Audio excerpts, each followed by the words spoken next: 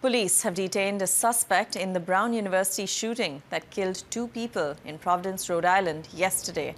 Information about where the detention took place and whether the suspect is connected with the university has not been disclosed. The incident occurred Saturday afternoon in a classroom during final exams. 9 people have been taken to hospital, with 1 in critical condition. So yes, the mayor stated we have detained someone of interest.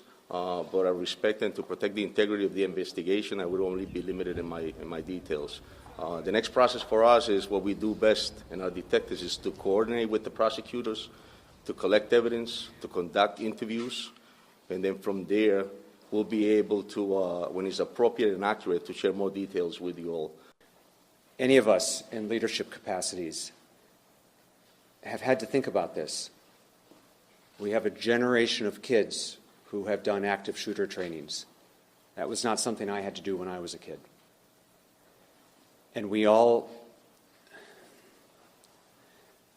I think maybe intellectually, we knew it could happen anywhere, including here, but that's not the same as it happening in our community. And so this is an incredibly upsetting and emotional time for Providence, for Brown, for all of us. I'm sorry to say we have thought about this. As we mentioned yesterday, we've all trained for this. This is not something we should have to train for, but we have.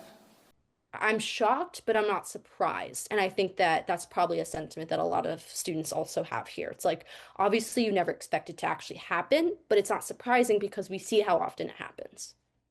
So in 2018, when the shooting happened in Parkland, I was outside at the middle school that is directly adjacent to the high school.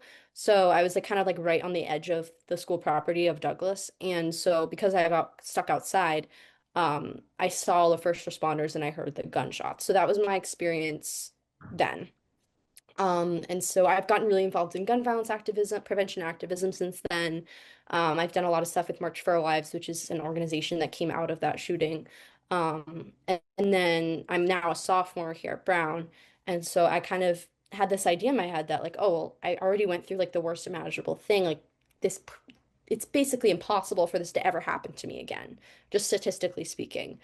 You know, I have friends who survived the shooting in Oxford, at Oxford High School in Michigan, and then went on to Michigan State University and then survived the shooting there. So I already knew that this was something that could happen. But again, you always have this naive belief that like, oh, well, it won't happen to me. And obviously it has. And now there's more kids like myself who've been through 2 school shootings. And I think that's kind of just representative of the situation that the inaction of Congress has put us in.